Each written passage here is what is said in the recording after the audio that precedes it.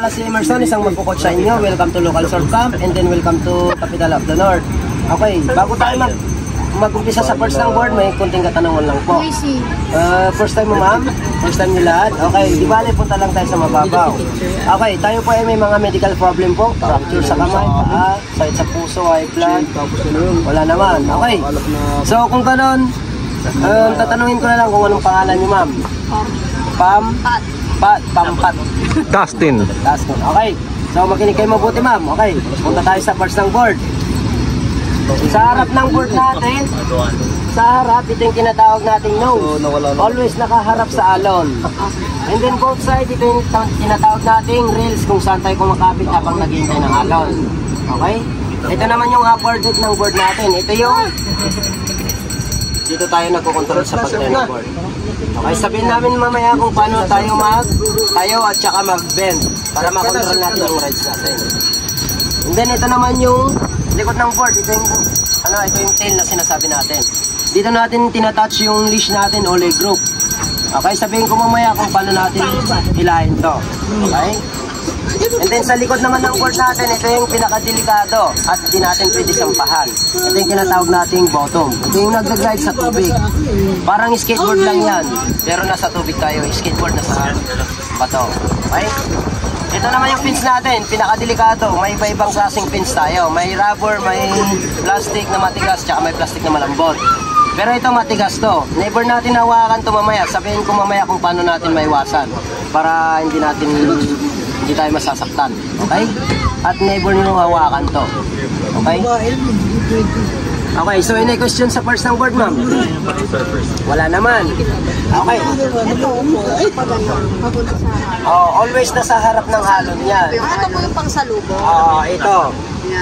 Nakaganyan. Always nakaganyan. Kasi pag nakaganyan, never yung hawakan o habulin. Sabihin ko mamaya kung paano natin hawakan yung board. Okay?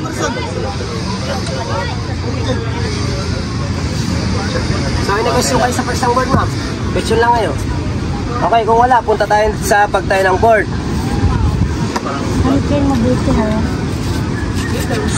Pag dito naman tayo nakatayo, pag nakatayo na po tayo, always nakabend yung strong foot natin. Parehas lang yung paa natin sa body natin. Never tayo nakaganyan or nakaupo. Always nakaganyan tayo, parehas sa katawan. Okay, never tayo yuyuko, upo, never. Hindi tayo makakatayo yan, makabalas po tayo agad. Always pantay lang yung katawan natin. Tapos tingin lang sa harap. Never yung titignan sa board o paa o sa tubig. Okay? Pag dito naman tayo nakaharap, ito yung tinatawag natin regular stance. Okay? Kung saan tayo komportable mamaya, ma'am. Okay? Pag dito naman tayo nakaharap sa kabila, pag dito tayo nakaharap, ito yung tinatawag natin puppy stance. Okay? Always yung nakatouch na leash natin sa paa, nasa likod lang. Never nasa harap yan. Kasi indentity, pag nasa harap yan, pwede kang mapatid ng board pag pinurward mo itong isa. Okay? Always sa likod lang po yan. Okay? So, any question? Wala. Okay, kung wala, punta naman tayo sa pagsakay ng board. Pag nasa tubig po tayo, hanapin nyo ng gitna ng rails sa both sides. And then upper body first, and then lower body. Always pag sumakay na po tayo, nasa center na po tayo ng board. Never tayo nakatabingi. Pag inampas kasi ng alon, pag nakatabingi tayo, mag-balance tayo, tatawag tayo. Sama tong board. Okay? Always naka-center na po tayo. Tapos yung paa natin, eksakto na sa bandang tail. May space po yan sa leash block. Okay, hawak lang sa both side. Pag sinabi ng instructor na ready, kamay side chest, sabay yung strong foot, always naka-take 2. Never siya nakaganyan. Kasi pag tinulak ka ng instructor, wala kang peksa yan. Pwedeng ma-fracture yung kamay, yung paa natin. Okay? Always take 2 lang, tingin sa harap. Pag sinabi ng instructor na tayo, push all body. Never ka naman, kami ng tuhod. Balance tayo yan, never tayo makakatayo. Okay? Pag sinabi ng instructor, yung chest natin, yung kamay, push, all body, forward lang, left foot. Then bend. Diretso po yung paa. Hindi tayo pwede kumami ng tuhod. Pag nakatayo tayo, bend lang ng strong foot, tapos tingin sa harap. Never tayo apak sa both side. Mouth balance po tayo pag nandito. Okay, never naman na-wide yung paa natin. Manonos dive po tayo. Yung board, susub-sub yan, pati kayo. Washing-washing ka sa loob. Always sakto lang yung paa natin. 45 degrees, hindi 90 degrees lang po. Okay? Tapos yung paa natin, always pantay sa paa. Kung saan yung tungo ng paa natin, yun ang gagawin natin sa body. Pero yung face natin sa front lang. Okay? One more. Okay. Kapit. Ready. Push. Forward. Bend. Okay? So, any question? Oh, sigurado kayo ma'am, hindi ka na mag-question ha? Okay, kung walang question, sige. Punta tayo sa safety natin. Ito ang pinaka-importante sa lahat ng mga nagsisearch. Kunwari na out-balance tayo, kung gusto natin mahulog ma'am o bumaba, always cover your head. Planking lang yung bagsak. Unahin, likod. Oo, patalikod. Tapos pag gusto yung bumaba, always one step lang. One step. Never ka lulundag or tatalon sa harap ng board. Alam nyo kung bakit? Pag tumalong kayo dito, yung leash natin eksakto lang sa may nose, yung board natin. Pwede siyang umangat yan pag ginampas ng alon. Baka yung fins tatama sa atin or yung tail. Hindi natin alam kung saan siya tatama. Kaya always tayo kukover ng head. Yan ang importante sa ulo. Okay, di bali matamaan yung kamay or sa paa. Wag lang sa ulo. Okay, para hindi tayo mabaliw. Okay? Hindi babaliw ko kaya. Masakit po yan pag natamaan po tayo ng Sana yung nakaupo po kaya, hindi ko kasama. Pag gusto mo naman po ba ma'am, always planking lang. Cover yung ulo mo, bagsak ka lang, likod lang. Basta bawat Pero po, both side lang po. Both side ng landang tape. Huwag sa nose. Never tayo magdadive o tatalon sa harap ng board sa nose. Pag dito tayo, kasi tayo tumalon, ang mangyari, alon, board, ikaw. Anong mangyari? Tamaan ng alon yung board, pati ikaw tatamaan. Always dito ka. Pag may chance ka, pag nandito ka, may parating na alon, itulak mo pala yung board sa'yo. Okay? Never mo habulin yan. Huwag mo hawakan yung board. At never mo naman ilahin dito, malapit. Kasi pag inalo ng alon yan, pwede siyang umikot. Yung kadaliri natin, mapilipit yan. Masakit, pwede siyang mabali o fracture. Okay? Kaya ang tamang paghila po, distancing lang, kapain sa baba yung leash, sa may paa, lakad lang, papunta sa may instructor. Okay? Tapos pag nandiyan na yung alon tsaka yung board, pwede ka maglakad papunta dito. Patakin mo lang, distancing. Okay? So, any question po? Sigurado po kayo ha? Kung may malaking alon, tapos nabitawan niyo yung board. Kunwari, nandito kayo, nabitawan yung board. Alon, board ikaw. Pwede ka lumubog sa tubig. 5 to 3 meters. Hayaan mo lang yung 5 to board. 3 seconds kayo lumubog. Magpo-float yung board. Mag-float yan. Hayaan mo ang pasin ng alon. Always nakakover yung ulo mo. Pag na-impas na yung board ng alon, hindi mo itapa yung kamay mo para alam mo kung saan yung board. Kung kayo angat na bigla, baka nandiyan ba yung board tatama. Always yung kamay nyo lang. Mga 30 minutes bago ka Bago umahon. Bago hanapin. para siguradong 5 to 3 seconds, pwede kayong mga. Pag malayo pati, hatakin mo sa paa niya ha. Any question? Okay. Recitation na. Pwede kayo mag-question. Paano daw po hatakin sa paa? Hatakin mo yung tali. Patakin mo, makakapang mo yan sa paa. Sabi ko naman. Kasi, Nagbago. or ibubuhol. Kasi malakas yung hangin natin, hindi siya ma-fracture yung hangin Dapat natin. pala, G, bago ka mag-train yan, Kasi mga yung 1 wish natin month is try sa chapel. tubig. 1 week Never training. natin ibubuhol ito naka-ganito. Kasi pag inampas ng alon yan, pag pinuhol mo yan, nakatouch yung leash sa paa mo, mapilipin mo yan. Always distancing lang, ganito lang po. Okay? So, any question? may mantin ng Okay, kung wala tayong question, Dito, last only parts round tayo ng talaga. safety. Ito yung pinaka-importante sa lahat. Pag nag-rides po tayo, pag na-cross na natin yung rides, 3 to 2 meters, talon na po tayo. Never natin isasagad sa may shoreline.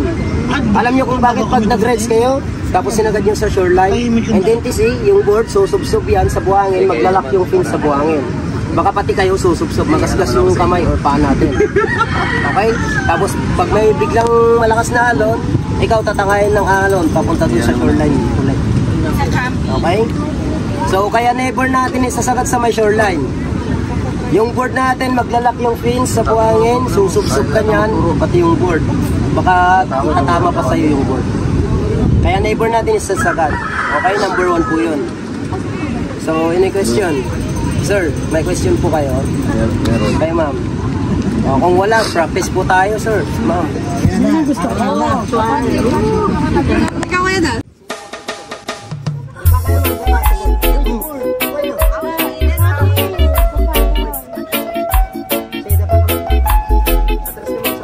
Love, di ka kuha. Ito, walang po.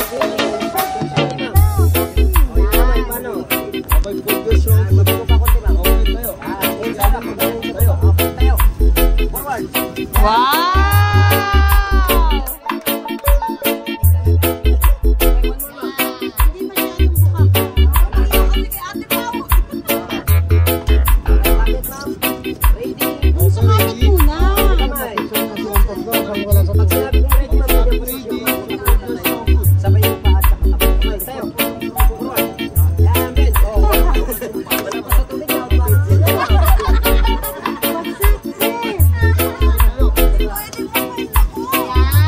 Wow, Pati, may future.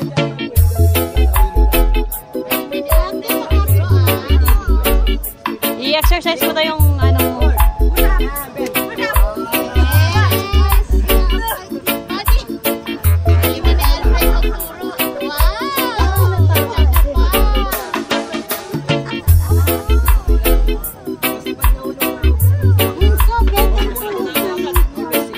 Sabay-sabay.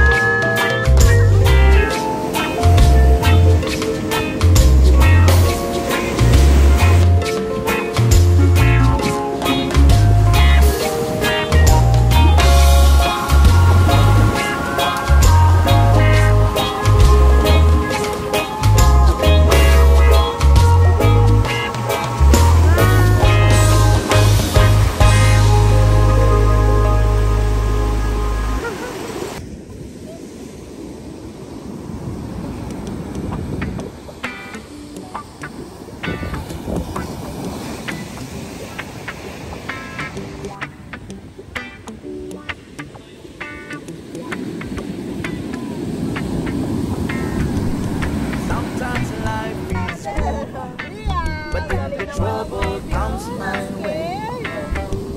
But whatever happens, Lord, I thank you for this day. And when I'm feeling troubled, lift my hands and pray that you will be that in the rain or sun. Oh, it's a beautiful day.